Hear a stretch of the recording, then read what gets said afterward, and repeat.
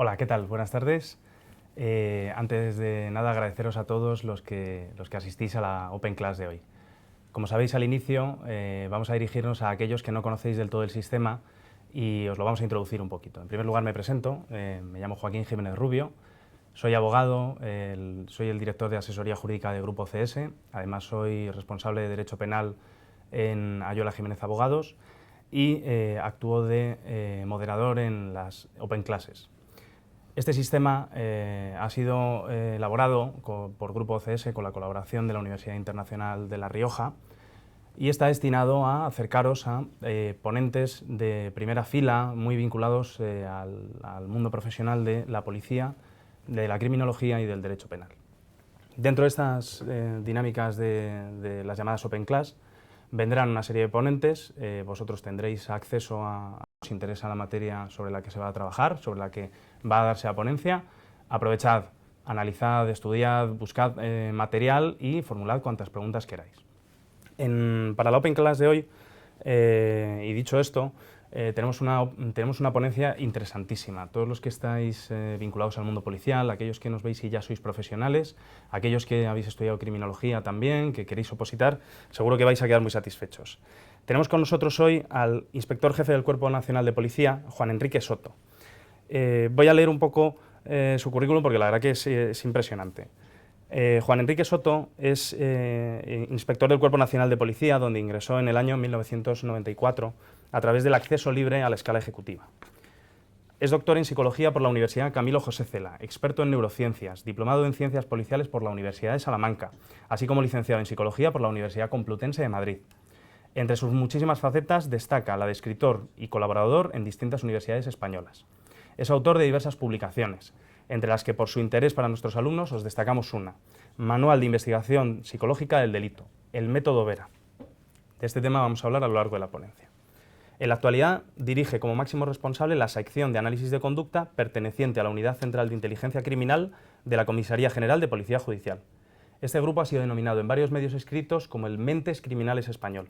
Participado en los crímenes tan conocidos como el de Marta del Castillo, el de José Bretón o el del pederasta de Ciudad Lineal.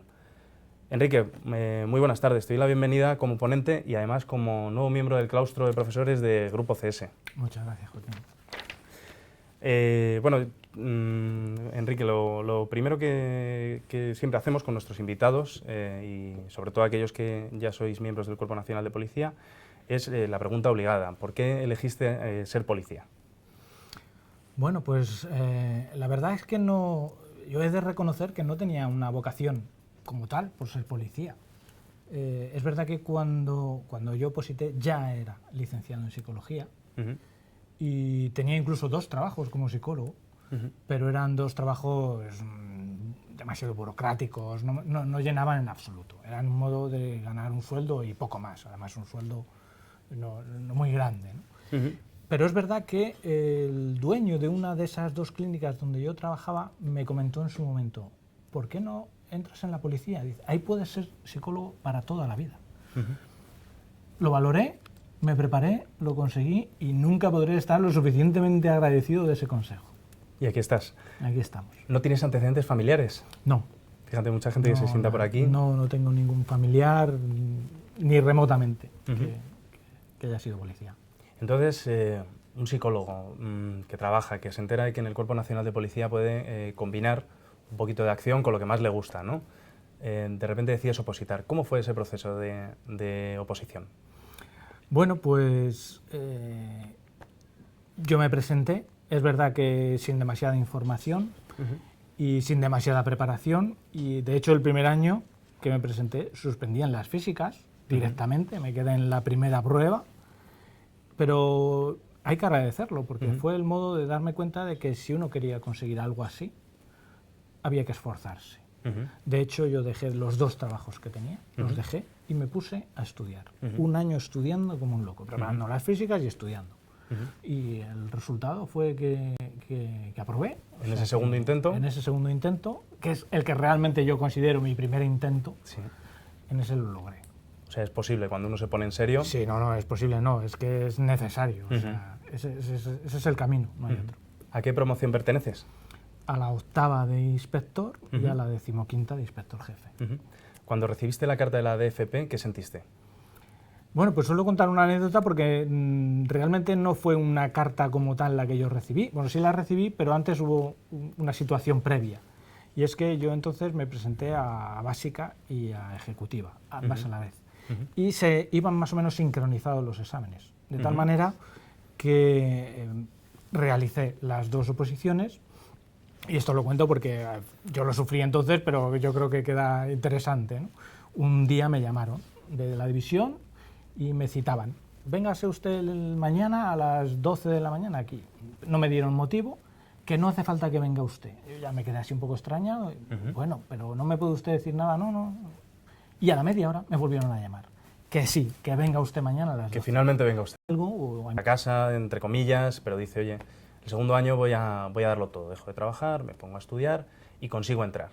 Y aquí no se acaba el camino, porque muchos de los alumnos que nos ven desde casa tal vez piensen que se acaba el esfuerzo, pero comienza la famosa Escuela de Ávila, ¿no? Sí. Además, sí que es verdad que es un gran esfuerzo aprobar una oposición tan dura como esta, que además es muy dura porque dura mucho tiempo y es muy exigente en cada una de sus pruebas, pero es verdad que una vez que ya la has aprobado, tienes ese relax de decir, bueno, ya lo he conseguido. Pero nada más lejos de la realidad con respecto al esfuerzo. Claro. Realmente ahí empieza otra vez el esfuerzo. Y no vas a dejar de hacerlo durante toda tu carrera. Y es verdad que Ávila, el impacto que produce es muy potente. Es un entorno muy particular, es una socialización diferente, son unas normas, es un instituto armado, hay una jerarquía, una subordinación.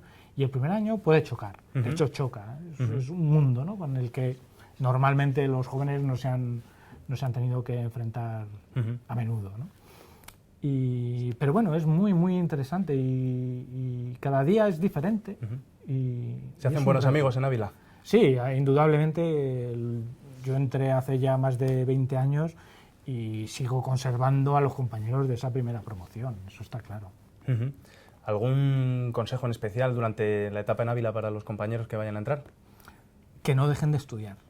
Que no dejen de estudiar, que disfruten de lo que es Ávila, porque una vez que se acabe no van a volver a nada igual. La vida una vez fuera de Ávila, después de Ávila, es diferente, es muy diferente. Ya serán policías y se comportarán como policías, pero el vivir en Ávila, el ir creciendo con los compañeros, el ir encontrando la profesión en Ávila, eso es algo que perdura para siempre.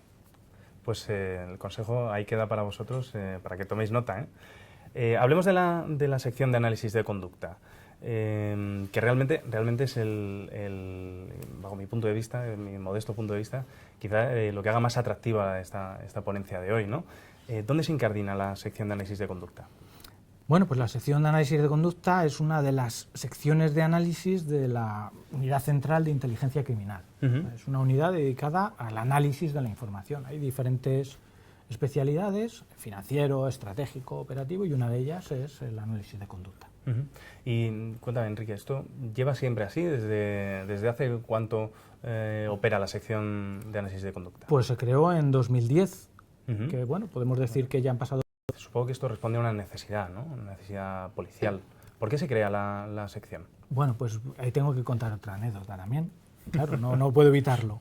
Es verdad que yo cuando entré en la policía, como ya era psicólogo, yo de algún modo ya intuía que la psicología se podía aplicar perfectamente a la investigación policial. Pero efectivamente, en los años 90 no había nada, ni remotamente parecido al análisis de conducta. Entonces, bueno, yo me fui preparando, etcétera, eso ya veremos luego. Y en un momento dado, pues coincidí pero coincidí de una manera totalmente anecdótica. Yo fui como asistente a un seminario sobre burocracia, régimen sancionador en locales de ocio. Totalmente aburrido, como te puedes imaginar, tú sabes bien. Pero curiosamente, la charla que inauguraba ese seminario la daba la que entonces era la jefa de la Unidad Central de Inteligencia Criminal. Y ella mencionó que, para acabar su ponencia, dijo que tenía 3 proyectos. Ya se me han olvidado 2 de ellos. Pero uno de ellos dijo, y querría montar una sección de análisis de conducta. pero Bueno. no encuentro a nadie que tenga el perfil para ponerlo en marcha. Como podéis imaginar, no la dejé salir. No la dejé salir la abordé en el pasillo y yo le dije algo así como: yo tengo ese perfil, pero no encuentro a nadie que quiera poner en marcha una sección de ese tipo. Ese mismo día nos pusimos en contacto y hasta hoy. Buenísimo, ¿no? ¿Se tardó mucho en crear? Pues se tardó un año, realmente se tardó un año, pero no por nada en concreto, sino porque coincidió que en el momento en que yo conocí a esta comisaría era inspector y justo aprobé la oposición a inspector jefe, con lo cual tuve que esperar a adquirir ya mi nuevo grado para poner en marcha la sección. ¿Y cómo funciona la sección de análisis de conducta? Bueno, pues depende un poco de la dinámica de los casos, pero básicamente nosotros solo trabajamos a requerimiento. O sea, solo asistimos, solo colaboramos con los operativos en aquellos casos para los que nos llaman. Nosotros a iniciativa nuestra no trabajamos. ¿Quién nos llama? Nos llaman los investigadores de todo ámbito de Policía Nacional, de todo el territorio nacional. Y además, da igual incluso la especialidad, nos pueden llamar, nos han llamado de hurtos, nos han llamado de homicidios, de secuestros, extorsiones, estafas, pero son ellos los que nos llaman. Nos dan una mínima información que nosotros valoramos, sobre todo si podemos aportar algo o no. Normalmente sí, pero incluso ha habido ya algún caso que le hemos dicho: no te vamos a decir nada que tú ya no sepas, entonces ahí poco podemos aportar. Pero eso es raro. Lo normal es que sí veamos que podemos aportar. Vamos a su plantilla, a una intervención telefónica, etc., una herramienta más de investigación. ¿Y de qué medios disponéis para trabajar? Bueno, pues poco a poco vamos avanzando, pero es verdad que yo no puedo estar más satisfecho porque hasta ahora todo lo que pido, también es verdad que no pido mucho por si acaso, pues se nos va concediendo. Por ejemplo, nosotros utilizamos sistemas informáticos de iOS, utilizamos Macintosh, porque analizamos mucho vídeo, mucha fotografía, y es verdad que sus posibilidades son mayores. De más calidad. Más calidad. Tenemos nuestro propio equipo portátil. Por ejemplo, una actuación que nos suelen requerir bastante es asistir a los interrogatorios. Entonces, nosotros nos desplazamos con nuestro propio equipo, que son 2 ordenadores portátiles que están conectados entre sí por una red local. Un ordenador lo va a tener el investigador, que es el que va a realizar el interrogatorio, y ese tiene cámara, y nosotros con el otro ordenador estamos en otra habitación y estamos viendo y escuchando el interrogatorio en tiempo real. Y mediante un chat estamos en contacto con el investigador y vamos retroalimentando. Le sugerís preguntas, etc. Exactamente. Con lo cual es bastante dinámico y además, como nosotros tenemos el equipo, no dependemos de que haya en las dependencias, de que no, en ese sentido somos autónomos. ¿Y de medios humanos cuántos sois ahora Pues mismo? actualmente somos 5, diferentes categorías. Hay 2 inspectores, una subinspectora y una policía. ¿Y sus perfiles? Pues todos son psicólogos, todos tienen másters mínimo, todos suelen tener ya más. Antes teníamos uno, pero como la formación es una preocupación importante para nosotros, constantemente estamos formando. O sea, formación posgrado todos tienen. ¿Actualizáis vuestra propia formación? Sí, además es que es una de nuestras, iba a decir necesidades, ¿no? Es una de nuestras prioridades. Además, como tal, se planteó en su día a la superioridad. Nosotros tenemos que seguir formando, esto es una especialidad nueva, que está formándose, que está creándose, y además, no solo eso, sino que tenemos que convencer, porque a nadie se le escapa que esto del análisis de conducta tiene mucho de cinematográfico y tiene mucho prejuicio, ¿no? Entonces, contra eso, la formación es fundamental. Entonces, hoy por hoy ese es el perfil. Somos todos psicólogos, todos con posgrado y todos siguiendo en esa dinámica. Y dices que sois una herramienta dentro de la policía, trabajáis con diferentes... A no saber qué hacer en un caso, sino que nos llama en el momento en que lo tiene. Y para nosotros es muy importante porque no es lo mismo trabajar un caso que pueda tener 10, 12 o 14 años que un caso que se acaba de cometer. Claro. Entonces, esa es un poco la dinámica. Pero no hay un grupo ni una unidad que especialmente tire. Ámbito nacional. ¿A qué ritmo estáis trabajando? ¿Qué tal de volumen de casos? ¿Os defendéis? Nos defendemos malamente, malamente. La verdad es que podríamos decir que de estos 7 años, los 2 últimos son una locura. Claro. Son una locura. De hecho, casi uno no debería decir esto, pero tenemos más trabajo del que podemos absorber, ¿no? Y llega un momento en que puede ser un problema. ¿Por qué? Porque hay casos que efectivamente, si llevan más tiempo, tú los puedes dilatar, no requieren urgencia.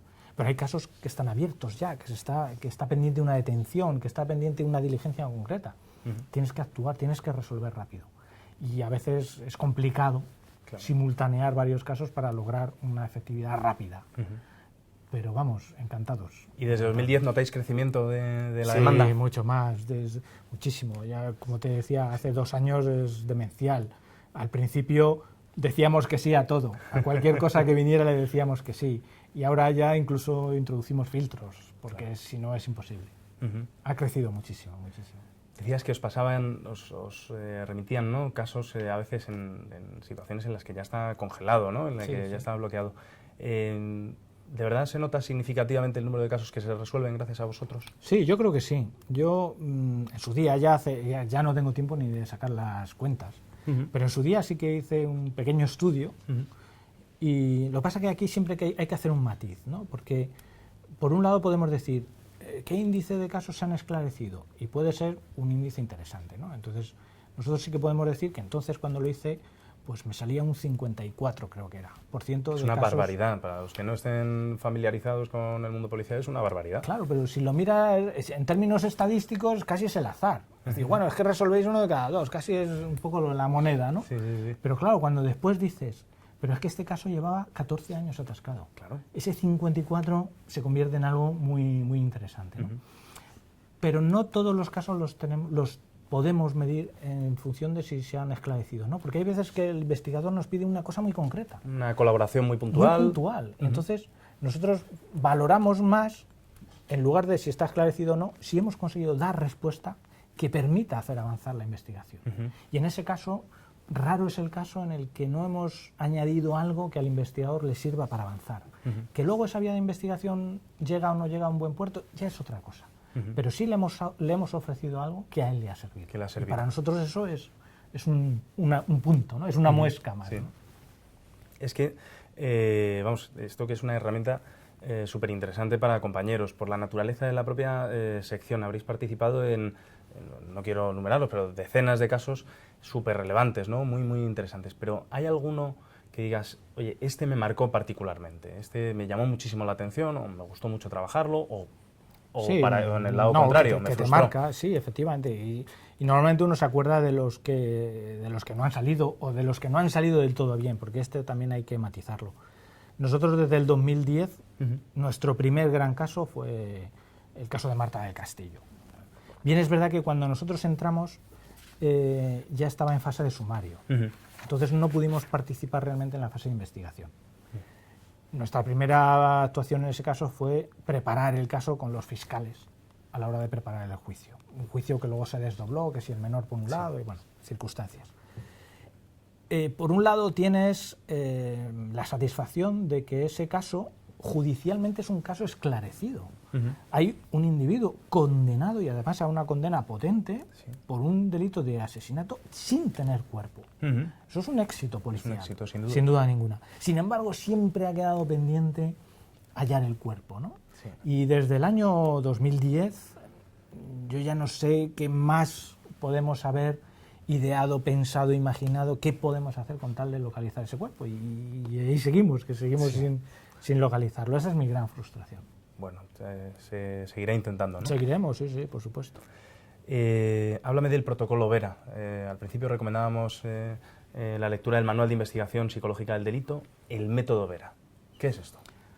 Pues el método Vera es un sistema, un protocolo que hemos generado en la sección con la idea de elaborar perfiles psicológicos de agresores desconocidos, que al fin y al cabo es prácticamente lo que la mayor parte de las solicitudes nos hacen. Son casos abiertos en los que no hay un sospechoso, entonces nos preguntan, oye, ¿qué tipo de persona puede haber sido cometido? La ventaja que tiene el método para nosotros es que ha sido creado a partir de la experiencia. No es un método teórico que hayamos importado de ningún sitio y que hayamos intentado aplicar, no, es que ha sido generado a partir de nuestra experiencia. y se ha ido testando y mejorando en función de su aplicación en los casos. Y hoy por hoy la verdad es que nosotros estamos encantados con el método porque nos funciona, nos funciona. Tanto es así que incluso lo hemos testado al punto de que lo hemos validado científicamente. Y eso hay muy pocos métodos de perfilación criminal que lo puedan decir. Y para nosotros es una garantía, porque, y tú lo sabes bien, al final tienes que defender tus análisis delante de un juez, de un tribunal, de un jurado, y cuando te van a cuestionar tus métodos, evidentemente mencionar una metodología fundamentada científicamente, con su potencia, con su rigor metodológico, ayuda bastante a la hora de defender tus hipótesis, ¿no? Desde luego. Entonces, bueno, pues esa es la ventaja del VERA. El nombre es un acrónimo. Se llama VERA porque la experiencia nos ha mostrado que todos los datos, absolutamente todos los datos de un hecho delictivo se pueden agrupar en una de esas 4 iniciales. La V de víctima, la E de escena, la R de reconstrucción y la A de autor. Entonces, es un método que, como buenos analistas que somos muy metódicos y muy obsesivos ahí con los datos, primero recogemos los datos, los colocamos según su pilar, y luego a partir de ahí avanza en un proceso lógico. De los datos hacemos inferencias, que son unas hipótesis parciales, podríamos decir, y de esas hipótesis parciales finalmente sacamos unas hipótesis finales que vendrían a ser el perfil psicológico. Eso se lo entregamos al investigador, y él lo testa, normalmente se consigue nueva información que a su vez nos devuelve, afinamos poco a poco el perfil y poco a poco se va restringiendo el número de sospechosos, que eso es lo realmente importante. Ciencia aplicada a la investigación. Exactamente. Bueno, pues vamos, un método estupendo. Nosotros estamos encantados. De hecho, nosotros ya directamente hablamos de hacer, vamos a hacerle un VERA. Es un VERA, ¿no? Ya directamente. Sí, sí. Bueno, Enrique, la verdad es que esto es, dije, es una sección que es fascinante. Y desde luego ha despertado bastante interés entre los alumnos que están desde casa, que nos han ido remitiendo preguntas, etcétera. Tú ya estás informado y avisamos normalmente a los ponentes, ¿no? Que se van a enfrentar aquí a un tercer grado casi sin filtros, ¿no? Nos llegan las preguntas de los compañeros. Como siempre, pedimos disculpas a aquellas preguntas que no lleguemos a formular porque, como nos ha pasado otras veces, enviáis tantas preguntas que las intentamos concentrar en algunas pues que al final contesten un poco las dudas que tenéis la mayoría o que tenéis todos. Pero seguimos invitándoos a formular preguntas porque el ponente viene aquí, vamos, eso es, precisamente al examen, al interrogatorio. Entonces, Enrique, ¿estás preparado? Venga, sí, para contestar a los alumnos. Vamos a ello. ¿Cómo fueron tus inicios en la Policía Nacional? ¿Nos podrías contar cuál ha sido tu trayectoria hasta el día de hoy y cuál fue tu participación en la creación de esta sección? Bueno, pues como dije al principio, yo era psicólogo cuando entré en la policía. Quizá un poco por eso, aunque mi primer destino fue en las Islas Canarias, luego, claro, te tienen que asignar una especialidad. Y repito, como ella era psicólogo, mis jefes debieron considerar que un puesto ideal para un psicólogo era en el servicio de atención a la mujer. Entonces no había SAF, servicio de atención a la familia, solo era el de la mujer. Pero yo tuve la fortuna de que el SAM estaba dentro de homicidios. Con lo cual, desde la primera semana, tuve la oportunidad de aplicar la psicología a la investigación de casos de homicidio. Y aquello fue lo que me empezó a mí a sugerir, a guiar, a hacer pensar que efectivamente la aplicación es directa, psicología e investigación policial. A los 6 meses ya era el jefe del grupo de homicidios, no porque yo quisiera, sino porque los 3 superiores que había por encima de mí, por diversas circunstancias, desaparecieron. Y un recién salido de Ávila, en 6 meses, jefe de un grupo de homicidios de una jefatura superior, pues era todo un reto. Sí. Pero bueno, al final estuve 3 años allí. Salté a la península. Me fui a una comisaría local, pero ahí estuve apenas 2 semanas porque enseguida me captaron los de la División de Formación y Perfeccionamiento y estuve 7 años en la división, primero en el Centro de Actualización y Especialización, impartiendo todo tipo de formación de psicología a todas las especialidades policiales, desde geo, guías caninos, TEDAS, intervención policial, radiopatrullas en general, temas de psicología. Luego fui a otro de los centros, el de promoción, entonces se llamaba Centro de Promoción, que es el que da los cursos de formación en los cursos de ascenso, ¿no? Y ahí estuve otros 3 años y medio. Cuando vi que ya tenía que repetir los mismos chistes a los que hacían el curso de subinspector, los mismos chistes que les había contado cuando eran oficiales, pues dije, ya es el momento de cambiar. Tengo que cambiar. Y volví otra vez a la calle, a Seguridad Ciudadana. Estuve 3 años fantásticos dirigiendo un grupo operativo de respuesta, que es un trabajo de calle, pero tiene la ventaja de que no hay 2 días iguales. No es como un radio patrulla que tiene su sector, patrulla, interviene, etcétera, pero está circunscrito a un horario y tal. Nosotros nos creábamos nuestra propia actividad, etcétera, fue fantástico. Pero yo siempre, durante todos estos años, nunca dejé de tratar de perfeccionar esto de la psicología, ¿no? Y entonces, yo me iba consiguiendo mis casos, los compañeros me iban dejando totalmente mi tiempo libre, por mi cuenta, incluso a cuenta y riesgo de los compañeros que me daban esa información que no en todos los casos sus jefes lo habrían concedido, ¿no? Con lo cual yo fui trabajando y pensando en la posibilidad un día de crear algo así, porque no existía. Hasta que ascendí a inspector jefe, me quedé en esa comisaría local llevando la brigada de policía judicial, y entonces fue cuando conocí a la comisaria de la UCIC, y a partir de ahí lo construiste. Pues se creó la sección. En esta sección nos pregunta otro compañero, que es una pregunta muy interesante, ¿no? Para aquellos que quieran entrar o aquellos que están pendientes de ascender y también están preparando, nos preguntan si existe algún requisito específico para poder acceder al SAC. ¿Es necesario tener algún tipo de formación previa en psicología o en criminología? Pues requisitos no hay ninguno. Bueno, realmente hay uno, y es que hay que querer ser policía. Eso siempre lo digo, porque a mí me preguntan muchas veces, ¿qué hay que hacer para pertenecer a la SAC? Pues, primero, querer ser policía. ¿Por qué? Porque tú puedes, y es muy loable, tener un objetivo, no, es que yo quiero entrar en la SAC, y que ese sea tu objetivo.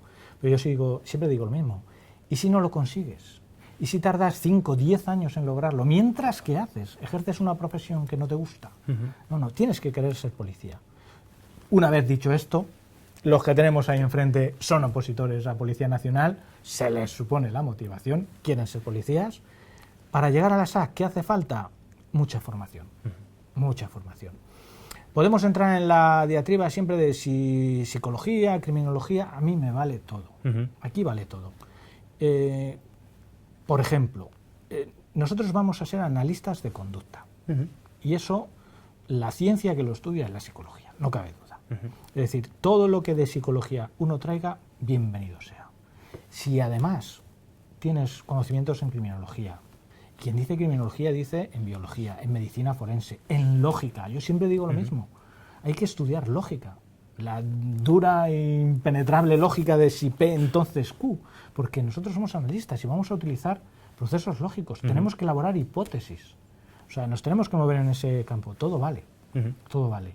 De hecho, como dije antes cuando hablaba de un poco de los compañeros, todos están actualmente estudiando algo reglado, todos, y es acabar uno y se empieza otro.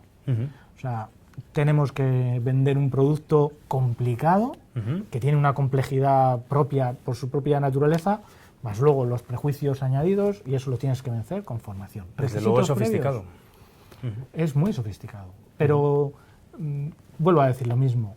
O sea, al final uno piensa, y me pagan por hacer esto todos los días. O sea, solo eso ya merece la pena, ¿no? Entonces, requisito, don de gentes, ser muy autocrítico, tener una muy buena capacidad de observación, trabajo en equipo y ser capaz de defenderlo ante un auditorio, no lo digo ya un tribunal, porque hay veces que el tribunal son los propios compañeros de las unidades investigadoras y esos a veces son peores que los propios tribunales, ¿no? Entonces, bueno, un poquito de todo. Bueno, pues queda respondido. Nos pregunta otro compañero cuáles son las funciones de la SAC, hasta dónde llega su ámbito de actuación y si podría describirnos un día de trabajo. Vale, pues funciones, la verdad es que, resumida cuentas, es aplicar la psicología a la investigación policial. Yo eso incluso hasta lo suelo poner por escrito, esa es nuestra función. Ámbito de actuación, cualquier delito del ámbito de policía judicial, es decir, exceptuando todos los temas de terrorismo, tanto interior como exterior, todo lo que es ámbito de policía judicial entra en nuestro campo. Eso sí, trabajamos a requerimiento, si nos llaman. Y un día de trabajo, pues es complicado, porque efectivamente yo antes decía, no tenemos 2 semanas iguales, pero es que lo que no tenemos son 2 días iguales.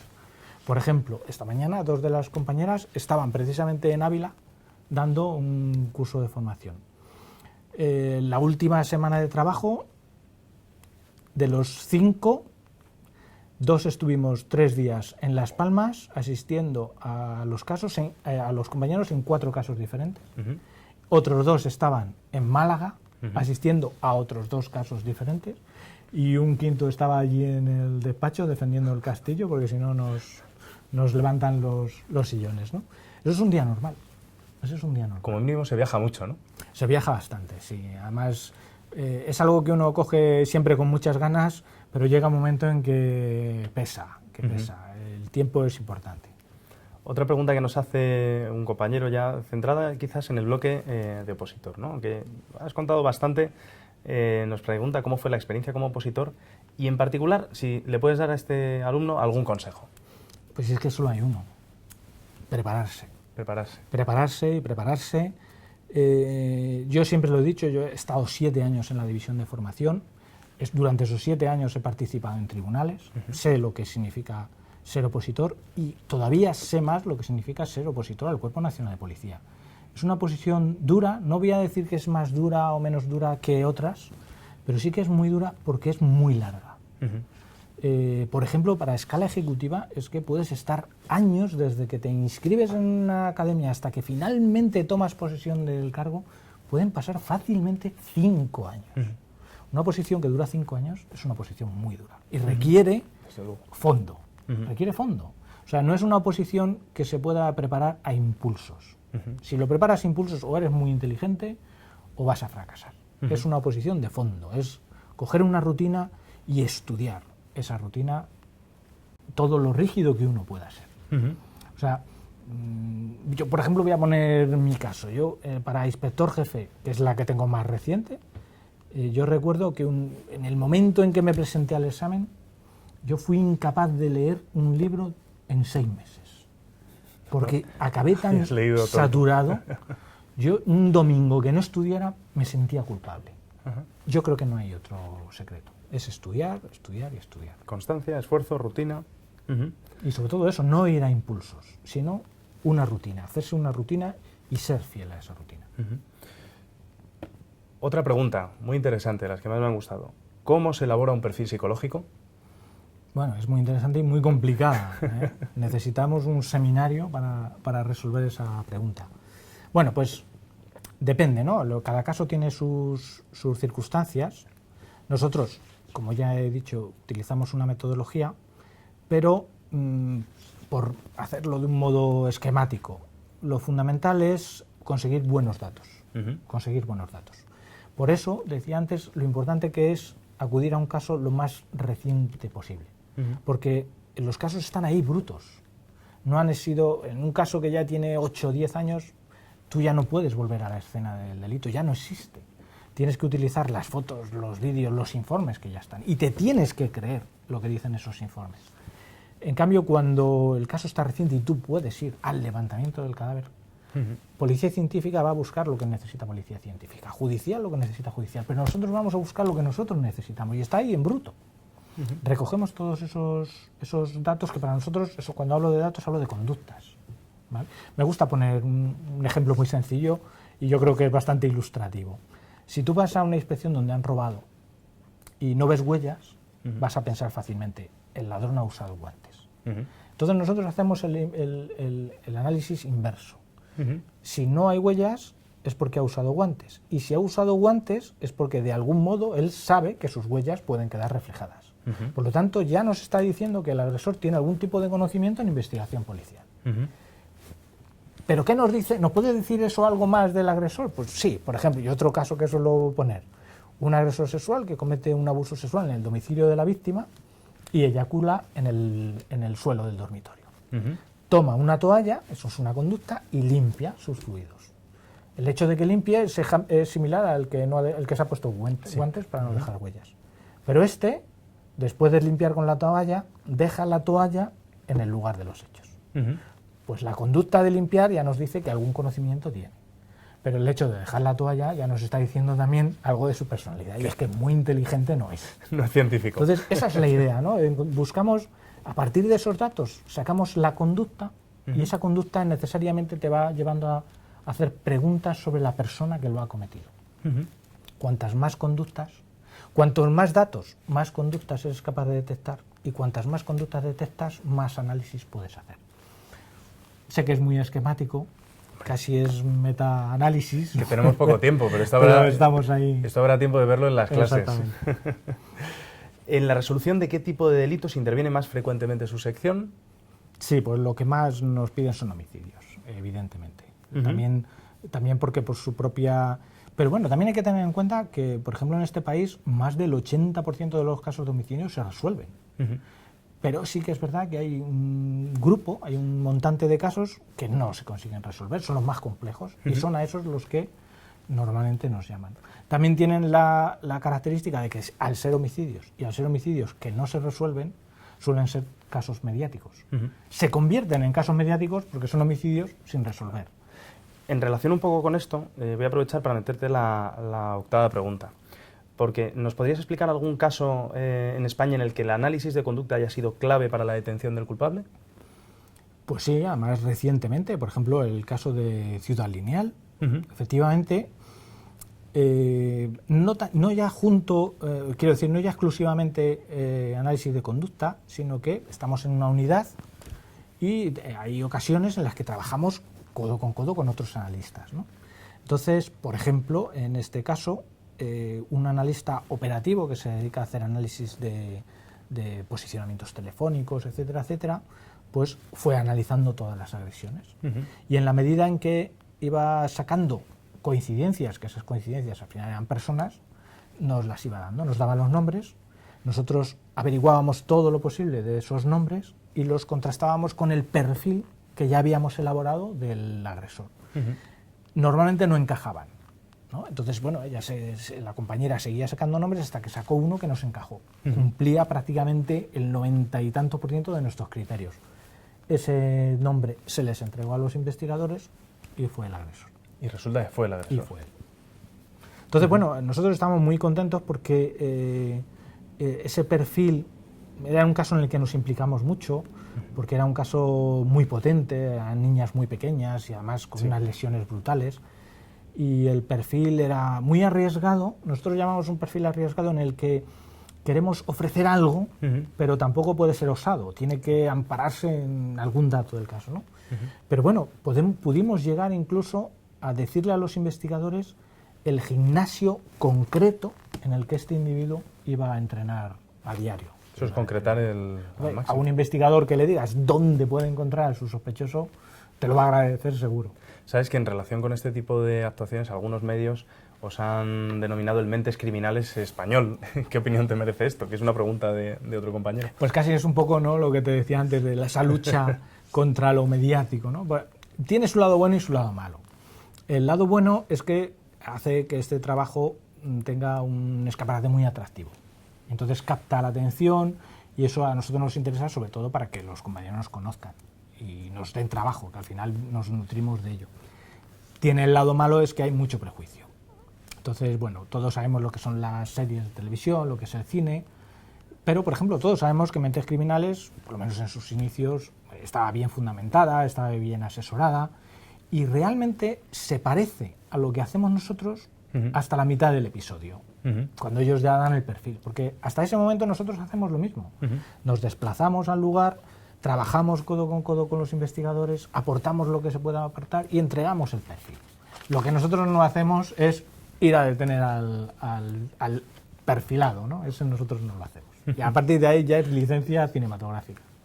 Bueno, creo que los compañeros desde casa, y vamos, yo estoy seguro, estarán de acuerdo en que Enrique ha superado con creces el test, ¿no? Las preguntas que les habéis hecho desde casa. Muchísima información, súper interesante. La verdad es que Da gusto con un Cuerpo Nacional de Policía como el que tenemos, como el que nosotros intentamos haceros ver, ¿no? A los que estáis desde casa, algunos que ya estáis dentro, que ya lo vivís.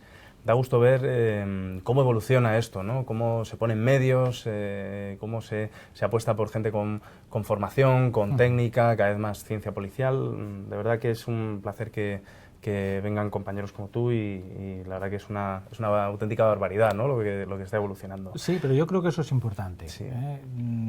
Evidentemente una institución policial es difícil que vaya cambiando porque su propia forma de ser y trabajar y su objeto de trabajo pues, no lo permite, pero es importante abrirse a la sociedad, abrirse a la ciencia, mejorar sus metodologías, eso es muy importante. Desde luego. ¿Algún mensaje para los alumnos que nos están viendo desde casa? Sí, yo además siempre suelo decir lo mismo, porque como dije al principio del todo, yo no tenía vocación, pero sí que hay una frase que a mí me dijeron al principio antes de entrar, y yo creo que se cumple, y es que la profesión de policía engancha. Puedes tener vocación o puedes no tenerla, pero en el momento en que entras y empiezas a trabajar, te va a enganchar el trabajo de policía. Y además tiene la gran ventaja de que puedes hacer cosas muy diferentes a lo largo de tu carrera. Puedes estar 10 años haciendo policía científica, luego irte a patrullar en la calle, investigar delitos. Es algo muy completo y te permite cambiar. Pero si quieres permanecer estable, te lo permite también. Y encima haciendo algo que te llena, pues yo creo que es muy interesante. Pues Enrique, oye, de verdad, muchísimas gracias por haber venido aquí con nosotros. Muchísimas gracias por incorporarte al claustro de profesores de OCS. Y desde aquí daros las gracias a vosotros por asistir, a la Universidad Internacional de La Rioja por cedernos este espacio, por la colaboración.